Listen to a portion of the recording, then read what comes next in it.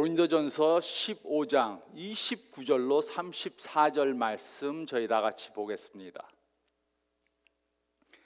만일 죽은 자들이 도무지 다시 살아나지 못하면 죽은 자들을 위하여 세례를 받는 자들이 무엇을 하겠느냐? 어찌하여 그들을 위하여 세례를 받느냐? 또 어찌하여 우리가 언제나 위험을 무릅쓰리요? 형제들아, 내가 그리스도 예수 우리 주 안에서 가진 바 너희에 대한 나의 자랑을 두고 단언하노니 나는 날마다 죽노라. 내가 사람의 방법으로 에베소에서 맹수와 더불어 싸웠다면 내게 무슨 유익이 있으리요? 죽은 자가 다시 살아나지 못한다면 내일 죽을 터이니 먹고 마시자 하리라. 속지 말라. 악한 동무들은 선한 행실을 더럽히나니 깨어 의를 행하고 죄를 짓지 말라. 하나님을 알지 못하는 자가 있기로 내가 너희를 부끄럽게 하기 위하여 말하노라. 아멘.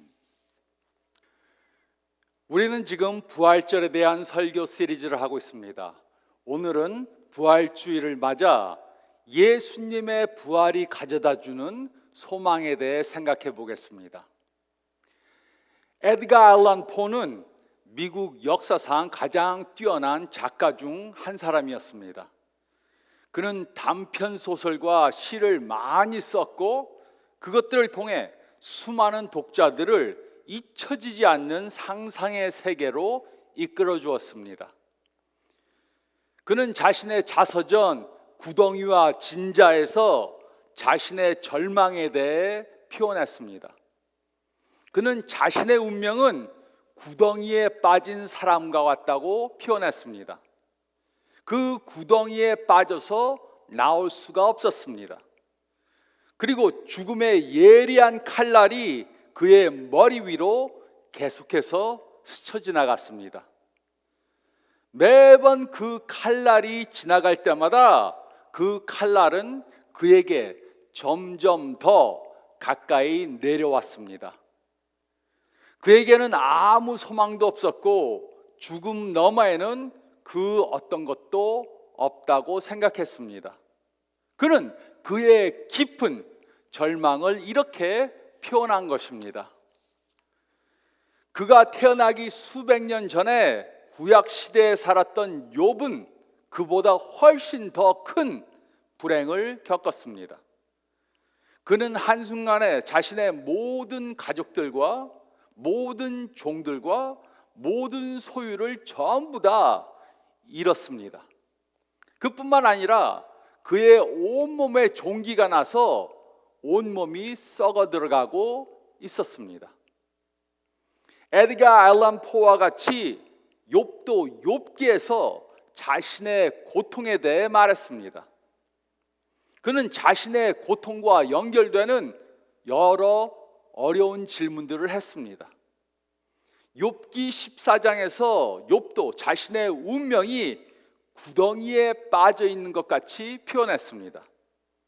욥기 14장 1절로 2절은 다음과 같이 기록했습니다. 여인에게서 태어난 사람은 생애가 짧고 걱정이 가득하여 그는 꽃과 같이 자라나서 시들며 그림자같이 지나가며 머물지 아니하거늘.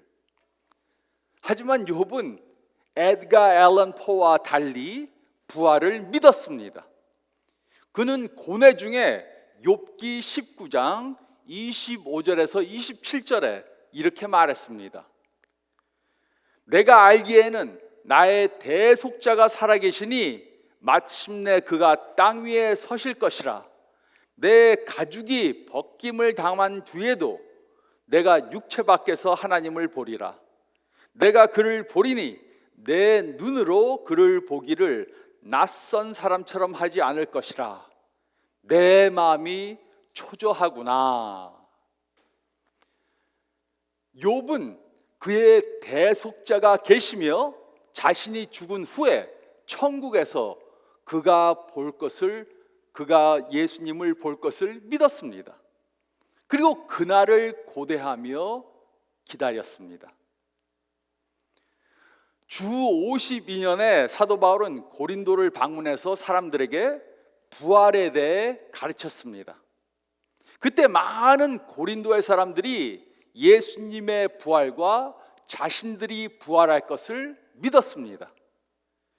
그들은 자신들이 죽은 후에 하나님을 보게 될 것을 믿었습니다. 하지만 그들 중에는 아직도 부활을 믿지 않는 사람들이 있었습니다. 그래서 사도 바울은 고린도전서 15장 1절에서 11절에 예수님의 부활에 대해 가르쳤습니다. 바울은 예수님께서 성경에 기록된 대로 우리 죄를 위해 죽으시고 장사되었다가 사일 만에 부활하셨다고 가르쳤습니다. 그리고 그 후에 승천하시기 전에 많은 사람들에게 보이셨습니다. 그리고 고린도전서 15장 12절로 29절에서 바울은 그리스도인들의 부활에 대해 기록했습니다. 예수님께서 죽은 자 가운데 살아나신 것처럼 우리도 부활할 것입니다. 예수님께서 부활하신 것처럼 모든 예수님을 믿는 사람들은 부활할 것입니다.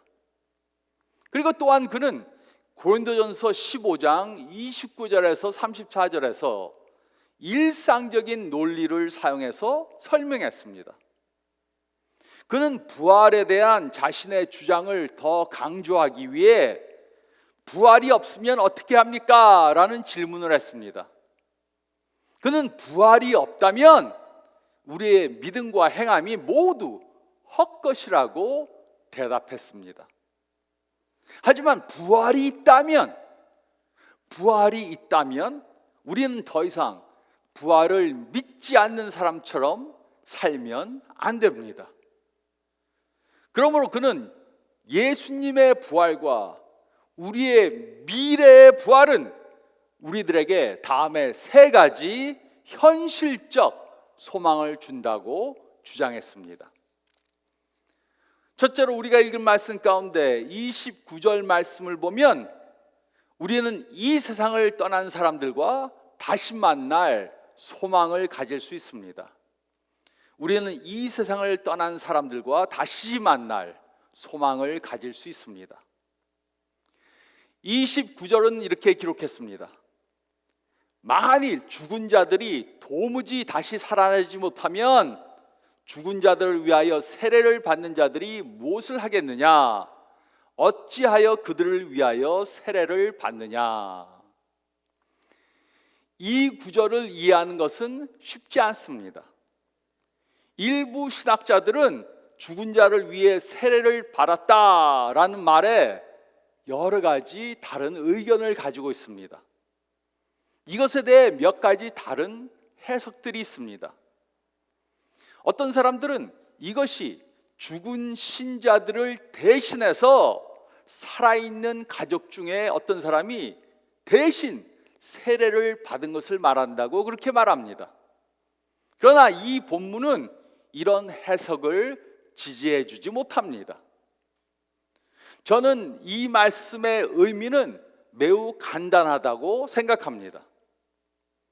어떤 사람들은 세례를 받을 때 이 세상을 떠난 사람들과 재회할 것을 소망하며 세례를 받았습니다. 그러므로 바울의 요점은 분명합니다.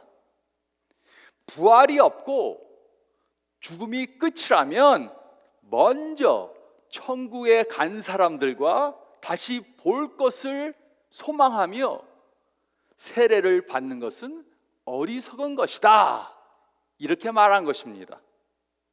이것은 허황된 소망에 지나지 않는다, 이렇게 말했습니다. 그러나 부활을 믿는 우리들에게는 먼저 천국에 간 사람들과 관계가 영원히 끊어진 것이 아닙니다.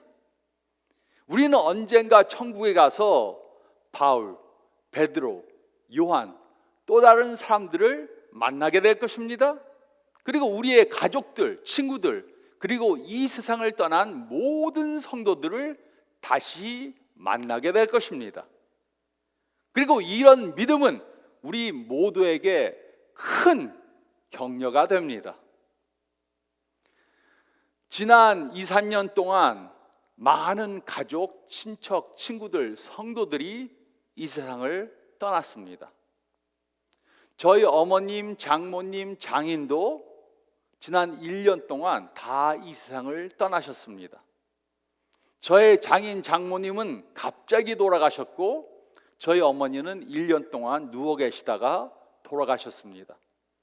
그래서 저는 지난 1년 동안 많은 장례식에 참석했습니다. 또 저와 마찬가지로 많은 사람들이 사랑하는 사람들을 잃었습니다. 어떤 분들은 할아버지와 할머니를 잃었습니다. 어떤 분들은 아버지나 어머니를 잃었습니다. 어떤 분들은 친척이나 친구를 잃었습니다. 나이가 들면 들수록 우리 주위에 더 많은 사람들이 죽는 것을 경험하게 될 것입니다. 그러나 그리스도인들은 부활을 믿지 않는 사람들처럼 슬퍼하지 않아도 됩니다. 물론 사랑하는 사람이 죽으면 이 세상에서 다시 보지 못하기 때문에 슬퍼합니다. 슬퍼하는 것이 너무나 당연한 것입니다.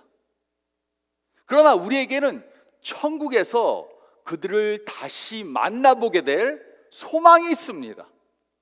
그래서 부활을 믿지 않는 사람들처럼 슬퍼할 필요가 없습니다.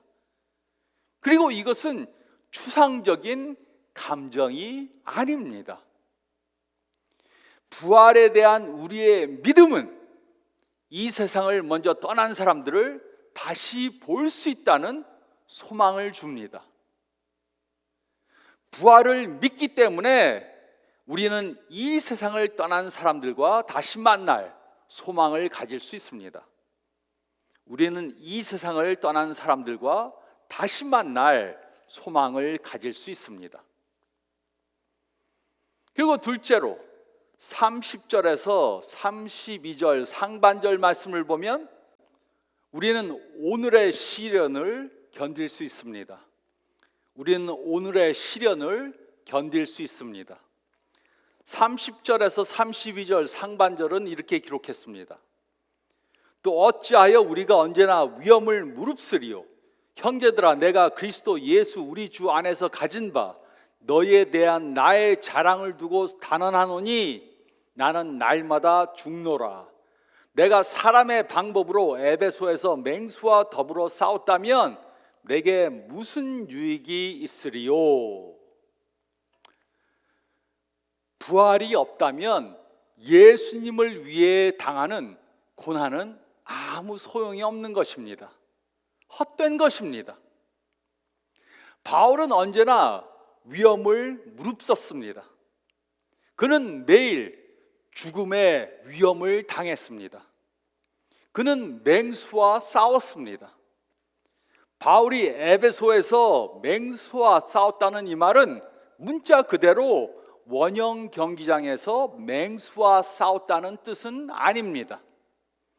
그는 그를 대적하는 에베소 사람들을 맹수로 비유했습니다. 그는 그를 대적하는 맹수들과 같은 사람들과 계속해서 싸워야 했습니다. 바울은 만약 부활의 소망이 없다면 이 모든 고난을 받는 것은 헛된 것이라고 주장했습니다. 바울뿐만 아니라 그 당시 모든 그리스도인들은 예수님의 부활을 믿었기 때문에 고난과 핍박을 받았습니다. 그 당시에 그리스도인으로 사는 것은 다른 사람들에게 칭찬받을 일이 절대로 아니었습니다. 그 당시 그리스도인들은 핍박을 받았을 뿐만 아니라 순교를 당했습니다. 그러므로 바울의 논리는 간단합니다. 만약 부활의 소망이 없다면 그리스도인들은 왜 끊임없이 위험을 당하며 삽니까? 만약 부활의 소망이 없다면 이 세상에서 당하는 고난을 통해 얻을 수 있는 유익이 무엇입니까? 부활이 없다면 왜 어렵게 삽니까? 바울은 미래에 받을 상급을 알았기 때문에 맹수를 대적할 힘을 얻은 것입니다. 우리의 부활은 예수님을 위한 우리의 수고가 결코 헛되지 않는다는 것을 증명해 줍니다. 부활에 대한 우리의 믿음은 오늘날 우리가 당하는 시련을 견딜 수 있게 해줍니다. 그러므로 생각해 보시기 바랍니다. 예수님을 믿는 믿음 때문에, 예수님의 부활과 우리의 부활을 믿는 그 믿음 때문에 지금 어떤 시련을 당하고 계십니까? 우리는 예수님을 믿는 것 때문에 직장에서 불이익을 당할 수 있습니다. 믿음을 지키기 위해 경제적 손실을 감수해야 할 수 있습니다. 믿음 때문에 나를 괴롭히는 사람을 용서해 줘야 할 수도 있습니다. 그것이 무엇이든 부활에 대한 우리의 믿음은 우리가 그것에 맞서 승리할 수 있게 힘을 줍니다. 부활에 대한 그 믿음은 우리로 오늘의 시련을 견딜 수 있게 해줍니다. 우리가 당하는 시련들을 다른 사람들은 모를 수 있습니다. 하지만 예수님은 아십니다. 그리고 우리가 시련을 당해도 우리의 믿음을 굳건히 지킨다면 우리가 죽은 후 예수님 앞에 섰을 때 예수님께 칭찬을 듣게 될 것입니다. 예수님께서는 우리를 착하고 신실한 종이라고 부르실 것입니다. 그리고 우리의 눈에서 눈물을 다 닦아 주실 것입니다. 부활의 믿음 때문에 우리는 우리가 현재 당하는 고난을 이겨낼 수 있습니다. 부활을 믿기 때문에 우리는 오늘의 시련을 견딜 수 있습니다. 우리는 오늘의 시련을 견딜 수 있습니다. 그리고 셋째로 32절 하반절에서 34절은 우리는 도덕적으로 깨끗한 삶을 살 수 있습니다. 우리는 도덕적으로 깨끗한 삶을 살 수 있습니다. 32절 하반절은 다음과 같이 기록했습니다. 죽은 자가 다시 살아나지 못한다면 내일 죽을 터이니 먹고 마시자 하리라. 바울은 자신의 말을 증명하기 위해 이사야서 22장 13절 말씀을 인용했습니다. 부활의 소망이 없다면 그는 자신의 욕심을 만족시키며 살았을 것입니다. 부활이 없다면 그는 기꺼이 쾌락을 즐기며 살았을 것입니다. 부활이 없다면 노새 젊어서 노새가 옳은 것입니다. 우리는 왜 도덕적인 삶을 살아야 합니까? 우리가 육신의 욕망을 추구하지 않는 이유가 무엇입니까? 왜 우리는 우리의 욕망을 자제하려고 합니까? 왜 우리는 예수님만 기쁘게 하기 위해 살아야 합니까? 만약 부활이 없다면 윤리적으로 거룩한 삶을 사는 것은 어리석은 것입니다.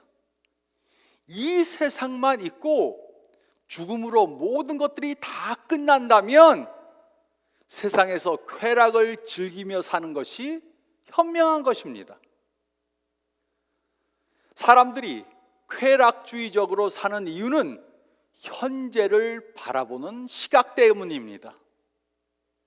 미래에 대한 생각이 없기 때문에 비도덕적인 상황에서도 죄책감 없이 사는 것입니다. 하지만 죽음 후에 삶이 있다는 것과 하나님 앞에서 심판을 받을 것이라는 것을 깨달은다면 도덕적으로 깨끗한 삶을 살게 될 것입니다. 이 사실은 오래전에 상영되었던 그라운드헉 데이라는 영화가 잘 보여줍니다. 이 영화에 나오는 TV 기상통보관 필 카너스는 자신이 정말 싫어하고 경멸하는 일을 지난 5년 동안 해야 했습니다. 그것은 펜실베니아주 펑사톤이라는 작은 마을에서 열리는 그라운드헉 데이의 행사를 취재하는 것이었습니다. 그런데 이번에는 취재를 마친 후에 이상한 일이 벌어졌습니다. 취재를 마친 그 다음날 아침에 그곳을 떠날 준비를 하고 있는데 그날이 다시 2월 2일 그라운드헉 데이로 돌아간 것을 알게 되었습니다. 다른 사람들에게 자신은 이미 2월 2일을 살았다고 말하는데 그 누구도 그의 말을 믿지 않습니다. 다음 날 아침에도 똑같은 날이 반복되고 그 다음 날 아침에도 똑같은 날이 계속해서 반복됩니다. 그리고 그의 행동이 그 다음 날에 아무런 영향을 주지 않는다는 것을 깨닫고 그는 자기 마음대로 삽니다. 자신이 하고 싶은 것을 하면서 하고 싶은 말을 하고 하고 싶은 행동을 다 합니다. 그러나 2월 2일이 계속되면서 그는 마침내 중요한 교훈을 깨닫게 됩니다. 그는 자신의 행동 때문에 시간이 흐르지 않는다는 것을 깨닫게 됩니다. 그리고 그는 자신의 행동을 바꾸기 시작합니다.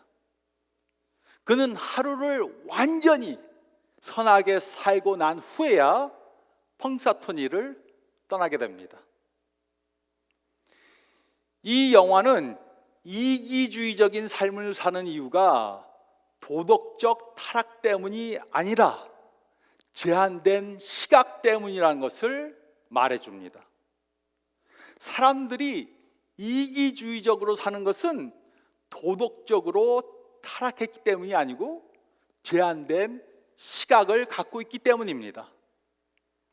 우리의 오늘의 삶이 내일 어떠한 결과를 가져다 줄지 모르기 때문에 오늘의 삶이 내일과 상관이 없다고 생각하기 때문에 이기주의적으로 행동하는 것입니다.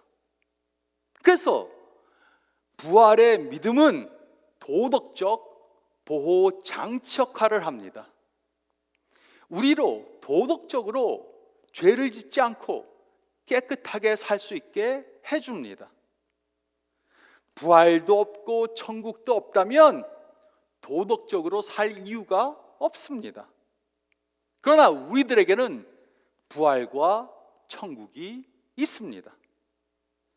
그러므로 33절, 34절은 이렇게 기록했습니다. 속지 말라. 악한 동무들은 선한 행실을 더럽히나니 깨어 의를 행하고 죄를 짓지 말라. 하나님을 알지 못하는 자가 있기로 내가 너희를 부끄럽게 하기 위하여 말하노라. 이곳의 악한 동무는 부활이 없다고 주장하는 사람들을 가리킵니다. 그들은 그리스도인으로 깨끗한 삶을 사는 것을 방해합니다. 고린도 교회 안에는 부활의 신학을 모르는 사람들이 있었습니다.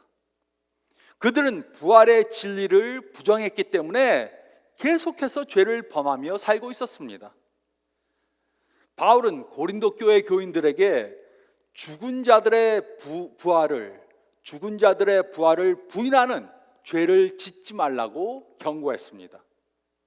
그는 예수님의 부활을 부인하는 것은 죄를 범하는 삶으로 인도한다고 말했습니다.